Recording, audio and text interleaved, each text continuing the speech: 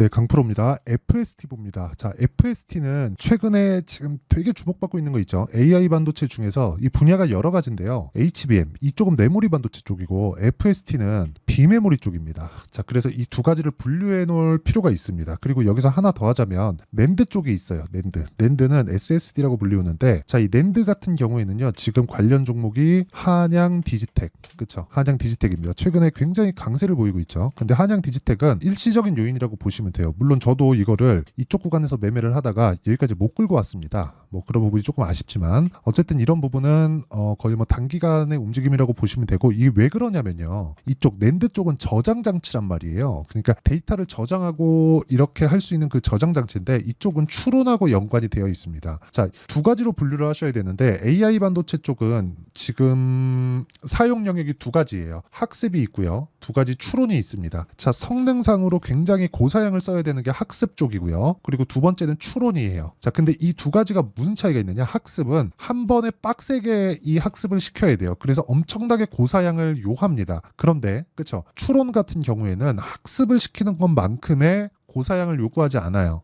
그런데 추론에는 저장해놔야 되는 그 저장 공간이 필요하죠. 거기서 필요한 게 한양 디지텍 같은 그쵸 SSD 관련주들이 수혜를 입을 수 있다. 그런데 이쪽에 대한 부분은요. 교체기가 굉장히 길어요. 그리고 사실상 뭐 거의 뭐 교체기에 따른 뭐 수요가 발생한다거나 그런 부분은 그냥 이번 주가 상승으로 그냥 녹아 들어간다고 보시면 됩니다. 근데 여기 추론에 따르는 그리고 학습에 따르는 그쵸 GPU와 HBM에 대한 수요는 계속해서 교체기가 발생이 됩니다. 이게 왜 그런지 아십니까? 여기는요 기술의 발전이 굉장히 빠르거든요. 즉 여기 GPU 이게 지금 AI 반도체죠. AI 반도체가 동작하는 데는 HBM 그쵸 메모리 반도체에 대한 성능이 좋아야 돼요. 그런데 그쵸 지금 삼성 파운드리 쪽이 상대적으로 TSMC에 비해서 안 좋죠. 상황이 안 좋아요. 그리고 만년 2등이라는 소리를 듣고 있는데 이거는 올라갈 수 있다는 것을 내포하고 있습니다. 자, 이게 무슨 얘기냐면 제가 FST에서 하는 건 아까 전에 제가 말씀드렸어요. FST. 자, 내용 보시면 낸드 쪽은 교체기가 굉장히 길기 때문에 사이클 자체가 있긴 하지만 이걸 기대하고 주가를 조금 보고 있기는 어려워요. 그리고 물리면은 조금 고생합니다. 그런데 이 설계 쪽, 그렇죠? 설계 쪽이나 그리고 여기 하나 더 덧붙이자면 메모리 반도체 쪽. 원래 메모리 반도체가 낸드 같은 그런 존재였거든요. 그러면서 사이클이 존재를 했죠. 근데 이 교체기가 뭐 때문에 발생하냐? 이걸 들어가서 이걸 못 써서 그렇죠. 망가져서 그렇죠. 이제 수명이 다해서 이래서가 아니라 기본적인 비메모리에 대한 이 성능 자체가 높아지는 상황에서 다음 버전을 어쩔 수 없이 붙여야 되는 상황이 벌어집니다. 그런 상황에서 계속해서 교체기가 발생을 해왔다는 거죠. 근데 AI 반도체 시장이 열리면서 이쪽에 대한 교체기가 더 빨라지고 그리고 무엇보다 아까 전에 제가 말씀드렸죠. 학습과 추론이 있다. 학습과 추론. 근데 이게 추론 쪽으로 갔을 때는요. 굳이 엔비디아 걸 쓰지 않아도 돼요. 그러면 이쪽에서도 그쵸 지금 추론 쪽에서 붙어서 하려고 하는 게 엔비디아보다 성능은 떨어지지만 더 효율을 높일 수 있다. 가격이 싼 거. 그렇죠. 지금 엔비디아가 욕을 많이 먹고 있습니다. AI의 아버지라는 그 샘 올트만이 아니 오죽했으면은 내가 직접 돈을 투자해서 만들어 갖고 썼으면 썼지. 엔비디아 너네 건 못 쓰겠다. 지금 이 소리까지 나오고 있거든요. 아니 그러니까 엔비디아에서도 너무한 게 아니 최소한 돈을 벌게끔 해줘야 되잖아요. 근데 지금 AI로 인해서 돈을 번 기업은 엔비디아밖에 없어요. 그렇죠. 근데 엔비디아도 그걸 알고 있습니다. 될 때 땡겨야지. 이런 생각을 하기에는 지금 너무 많이 해먹고 있다는 거죠. 그러면 우리가 여기서 생각해야 되는 게 뭘까요? 그렇죠. 엔비디아의 점유율은 낮아질 거다. 그리고 나서 엔비디아의 점유율이 낮아지는 과정에서 GPU는 계속해서 필요하거든요. 왜? 추론 때문에. 그렇죠. AI 서비스는 계속해서 나오겠죠. 근데 과연 우리가 지금 엔비디아의 이 GPU를 지속적으로 쓰면서 AI 반도체를 지속적으로 쓰면서 이 막대한 자원을 여기다가 투자해야 될 필요가 있느냐. 거기에는 돈도 돈이지만 에너지에 대한 문제도 있습니다. 엔비디아가 에너지를 많이 먹거든요. 전기를 많이 쳐먹어요. 그렇다 보니까 발생된 문제가 한두 가지가 아니다. 그런데 이쪽에서 너무 많이 해먹으니까 반대쪽에 대한 그런 부분도 있고 이런 부분을 봤을 때는 그쵸 삼성 파운드리가 아무래도 TSMC보다는 가격적인 조금 그 좋은 점이 있기 때문에 그리고 사실상 1등을 유지할 수 있습니까? 그쵸 1등을 그쵸 이쪽에서 돈 되는 걸 알았을 때 원래는 이렇게까지 시장이 크지 않았거든요. 근데 이쪽에서 돈 된다는 걸 알았을 때 이걸 가만히 두겠냐고요. 이건 절대 아니다. 만약에 그 가격대가 그쵸? 그 가격대가 이 정도까지 엔비디아에서 이 정도까지 해먹을 정도가 아니라면 그 가격대에 대한 부분이 그냥 새롭게 투자를 하는 것보다 귀찮아. 그냥 우리는 원래 하던 쪽에다 집중을 하고 이쪽에서 사서 쓰지. 그리고 요즘에는 그 아웃소싱이 유행이잖아요. 그러니까 이쪽에서 맡고 있는 거 너네 해. 근데 너네도 맞은 먹어야지. 알아서 줄게. 이런 식이 된 게 아니라 엔비디아에서 다 헤쳐먹고 있다 보니까 이런 상황이 벌어진 거고 그런 과정에서 삼성 파운드리와 FST 같은 쪽에도 시장 규모가 커지고 기회를 얻을 수 있는 상황이 됐다. 그리고 설계하는 쪽이 많아졌다. 그쵸? 원래 설계하는 것에 대한 부분은요. 인텔, AMD, 그리고 엔비디아, 그쵸? 그리고 애플, 그리고 퀄컴 대표적으로 요 정도거든요. 여기가 다예요. 이거 말고 없거든요. 그런데 인텔은 자체적으로 뽑고요. AMD는 TSMC로 가고요. 엔비디아도 삼성 한번 맡겼다가 TSMC로 또 갔고요. 삼성에 발을 문제가 있다 보니까 그렇죠. 그리고 뭐 퀄컴 같은 경우에도 삼성에 맡겼다가 삼성에서 자체 칩을 개발하다 보니까 이런 좀 IP를 보호한다는 차원에서 TSMC로 또 갔고요. 그런데 이쪽으로 몰리다 보면 삼성으로 또 오겠죠. 이 구간에서 삼성에서 기술력을 계속해서 키워놓는 상황을 만들어야 되는데 그 과정 중에 하나가 EUV 펠리클 FST에서 하고 있는 요 내용이다. 이게 직접 삼성에서 지금 공장을 짓고 있는 텍사스 공장 있죠. 이쪽에 보조금 받고 지금 공장을 짓고 있잖아요. 이쪽 시장 규모가 60조입니다.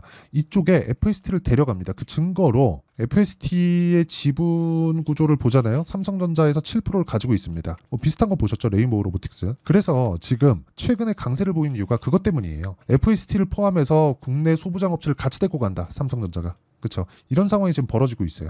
18, 19년 정도였던 것 같네요. 이때 일본에서 소재하고 부품을 딱 막았잖아요. 막고 나서 뭐가 벌어졌나요? 한국에서 소부장 업체가 굉장히 주목을 받고 시세가 굉장히 좀 크게 나오는 그런 상황이 됐잖아요. 지금 또 한 번의 그런 상황이 벌어질 수 있다. 즉 FST는 한미 반도체만큼 막 10배, 15배 이렇게까지 못 갈 수는 있어도 지금보다 뭐 한 100%에서 200% 정도의 수익은 나올 수 있는 그런 상황이 됐다. 여기서 굉장히 흔드는 것도 그것 때문에 그렇습니다. 뭐 지금도 뭐 되게 조금 뭐 변동폭이 굉장히 커질 겁니다. 뭐 지금도 뭐 시간에서 뭐 급등세를 보이고 뭐 그런 상황이 나오는데 이런 구간에서 절대 털리지 않으려면 내가 타점에 대한 가격에 대한 이해가 필요하고요. 그 가격에 대한 부분을 그렇죠? 이해했을 때 매매 자체가 완전히 달라집니다. 예를 들어서 이런 거예요. 선익 시스템 보세요. 제가 FST도 지금 보라는 이유가 올라간 이후잖아요. 그래서 보라는 겁니다. 선익 시스템 지난주 금요일 날 제가 소통방에서 그렇죠? 제 소통방에서 10억 만들기 프로젝트를 진행하고 있어요. 그렇죠? 소통방에서 여기 보시면 자 이렇게 10억 만들기 프로젝트를 진행하고 있는데 다 장 시작 전에 공개를 합니다. 4월 26일 이날이 이날. 그렇죠? 이날에 진행을 하고 있는데 이런 상황에서 내가 매수를 할 수 있어야 된다. 그렇죠? 이걸 내가 만들어 놓지 않으면 진짜 주식시장은 어려워질 수밖에 없습니다. 이걸 진짜 반드시 기억하시고요. 무엇보다 중요한 건 타점을 이해하는 게 중요하다. 그렇죠? 여기서 뭐 FST뿐만 아니라 가격에 대한 이해가 됐을 때 지금 보여드린 게 선익 시스템이잖아요. 뭐 자람 테크놀로지나 그런 종목들입니다. 어때요? 올라가는 구간에서 내가 매수를 하죠. 이런 상황을 지속적으로 만들 수 있어야 돼요. 이런 부분에 대한 내용을 내가 이해가 되어 있지 않으면 주식시장에서 매매는 진짜 어려워질 수밖에 없습니다. 그래서 그렇죠? 내가 가격에 대한 이해를 하고 즉 확인을 하고 매수하는 게 중요하고 그런 부분을 소통방에서 제가 공유하고 있으니까 가격을 잘 모르겠다 얼마에 잡아야 될지 모르겠다 하시는 분들은 구독과 좋아요 눌러주시고 상단에 있는 전화번호로 구독 또는 10억이라고 문자 보내주시면 제가 소통방 입장 링크를 순차적으로 공유를 해드리도록 하겠습니다. 그러면 자 이렇게 가격을 이해하는 부분 그렇죠. 최종적인 결과는 어떻게 되겠느냐. 올해 들어서 가장 많이 매매한 종목입니다. HLB 한번 보여드릴게요. 자 HLB를 이게 뭐 최종적인 결과라고 보기는 어렵지만 보세요. 1월 달에 매수하고 매도하고 매수하고 매도하고 매수하고 매도하고 정확하게 저는 저가를 잡지 않았고요. 고가에 매도하지 못했습니다. 여기서도 저가를 잡지 않았고요. 고가에 매도하지 못했습니다. 여기서도 마찬가지예요. 그렇죠? 그리고 여기 떨어지고 나서 다시 매수하는 구간에서도요. 저가를 잡지 않았어요. 그렇죠? 저가를 잡지 않았고 올라가는 구간에서 매수를 했습니다. 모두 확인하고 매수를 했다는 거예요. 이런 상황을 지속적으로 만들 수 있어야 내가 꾸준하게 수익 나는 매매를 할 수 있다는 겁니다. 그래서 진짜 가격이 중요하고 그런 가격에 대한 부분을 제가 소통방에서 공유하고 있고 FST의 실시간 타점도 여기 소통방에서 공유를 합니다. 그래서 구독과 좋아요 눌러주시고 상단에 있는 전화번호로 구독 또는 10억이라고 문자 보내주시면 제가 소통방 입장 링크를 순차적으로 공유를 해드리도록 하겠습니다. 자 그러면 이 내용에 맞춰서 그쵸?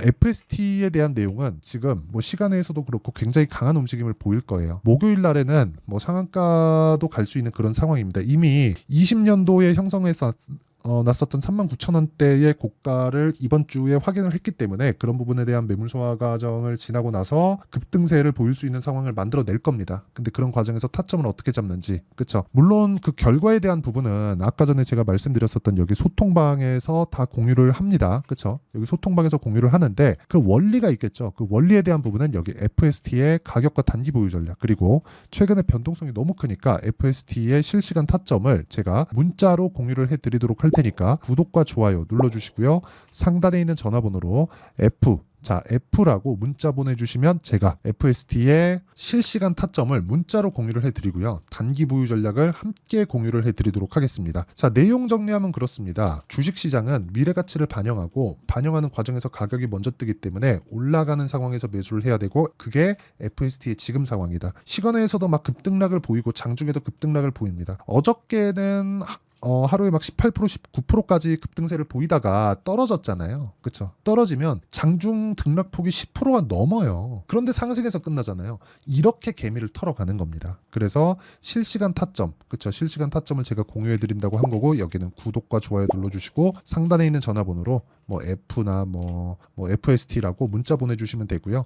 전체적인 내용은 제가 여기 소통방, 그쵸? 소통방에서 공유하고 있으니까 여기 상단에 있는 전화번호로 구독이나 10억이라고 문자 보내주시면 됩니다. 자, 그리고 이런 내용을 이해했을 때 내가 어느 정도까지 매매를 진행할 수 있는지 그 내용에 대한 부분은 제가 다 이해를 시켜드리도록 할 테니까 영상 끝까지 시청하시고요. 모든 분들이 성공 투자하셨으면 참 좋겠습니다. 자, 24년도가 돼도 여전히 시장은 녹록지 못합니다. 이런 상황이 벌어지는 건 어쩔 수 없습니다. 이런 상황에서도 수익이 나는 종목들의 구조는 변하지 않습니다. 즉, 대시세 종목에 대한 구조는 변하지 않는다는 거고, 실제 제가 소통방에서 지속적으로 이야기를 드리고 있는 내용도 대시세 종목이나 시장 주도주를 공략하는 건 철저하게 가격 분석을 하라고 이야기를 드리고, 가격 분석 이후에는 이슈에 대한 파악, 그리고 이슈를 파악하고 나서는 다시 내가 얼마에 매수할지 그 타점에 대한 부분을 지속적으로 언급을 하고 있습니다. 자, 근데 생각해 보세요. 1월 달에 시장이 굉장히 어려웠습니다. 어려운 상황에서의 어떤 종목들이 강했냐 보면 반도체와 그리고 바이오입니다. 자, 실제 여기 보면요.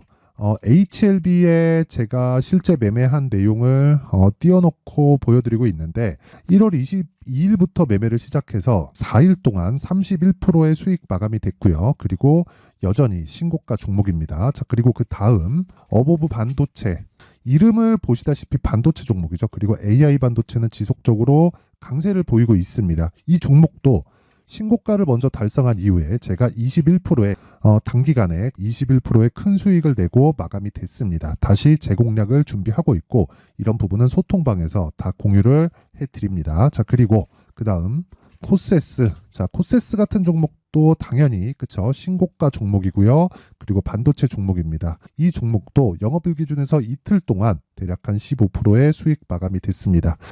내용을 한번 보시면 어떻습니까? HLB를 포함해서 30%, 20%, 15% 이런 식의 수익이 지속적으로 발생하고 있는데, 이 세 종목 모두 다 신고가 종목이고 1월 달에 시장이 약세를 보이고 있는 구간에서도 강했었던 그런 종목입니다. 특징점이 하나 있는데, 그 이슈에 앞서서 가격이 먼저 반영했다는 거죠. 자, 근데 그게 기업 밸류업 프로그램이라고 하죠. 그 종목들도 마찬가지입니다. 오늘은 그 부분에 대해서 이야기를 드릴 텐데, 그렇게 제가 가격을 먼저 보고 이슈에 대해서 파악하는 이유는 결과적으로는 큰 시세를 먹기 위한 사전 준비 작업입니다. 실제로 큰 시세를 먹기 위해서 사전 준비 작업을 했을 때 여기 레인보우 로보틱스 127%, 그리고 ISC 98%, 그리고 한미반도체 97%의 큰 수익을 내는 상황을 만들 수 있습니다. 어떤 식으로 소통방에서 진행됐는지, 그쵸? 그 상황을 제가 이야기를 드린 건데, 이런 상황도요, 당연히 신고가를 공략했을 때 가능한 겁니다.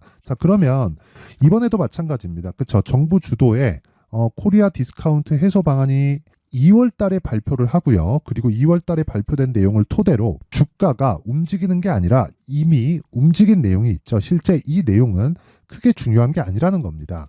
실제 움직인 내용을 보면, 자, 기아차입니다. 실제로 12월 달에 신고가를 만들어 놓고 정부에서 입김을 불어 넣으니까 순식간에 기아차를 포함해서 현대차 같은 거대 기업들의 주가가 2주도 채 되지 않아서 40% 정도의 큰 시세를 냅니다. 자, 그러면 우리는 어떤 종목을 봐야 될까요? 이슈를 파악해야 되는 것도 맞지만 철저하게 가격에 맞춰서 매매를 해야 되는 게 당연히 중요합니다. 정부가 주도하는 정책 방향이 있겠죠. 그 방향에 맞춰서 우리가 종목을 찾을 필요가 있다. 자, 그러면 답이 나왔습니다. 정부가 주도하는 방향에 맞춰서 제2의 기아차를 찾는 게 지금은 중요하다. 근데 정부 정책의 방향에 맞게 가자. 그랬을 때 앞서서 제가 보여드렸었던 내용인 여기 레인보우 로보틱스 127% 그리고 ISC 98% 그리고 한미반도체 97%와 같은 수익을 낼 수 있습니다. 물론 시간에 대한 부분은 최소 2주의 시간이 필요하고요. 그리고 최장 3개월 안에 끝내야 됩니다. 자, 기아차의 시세를 보셨던 것과 같이 2월 달에 정부 정책의 방향이 결정되고요. 바로 3월 달이면 시행입니다. 자, 그러면 우리는 거기에 맞춰서 당연히 종목을 찾아야 되고 제가 제2의 기아차를 찾아놨습니다. 제가 아까 전에 소통방에서 이야기를 드렸었던 내용 다 공개를 해드렸는데 그 내용처럼 종목만 받고 싶다 하시는 분들은요. 상단에 있는 제 전화번호로 대시세, 자, 대시세라고 문자를 보내주시면 정부 정책의 방향에 맞는 종목을 모든 분들에게 무료로 공개를 해드리도록 하겠습니다. 자, 제가 원하는 건 채널 성장이 목적입니다. 자, 그래서 구독과 좋아요 꼭 좀 부탁드리고요. 모든 분들이 정부 정책에 맞는 방향으로 매매를 이어가서 큰 수익 보셨으면 좋겠습니다.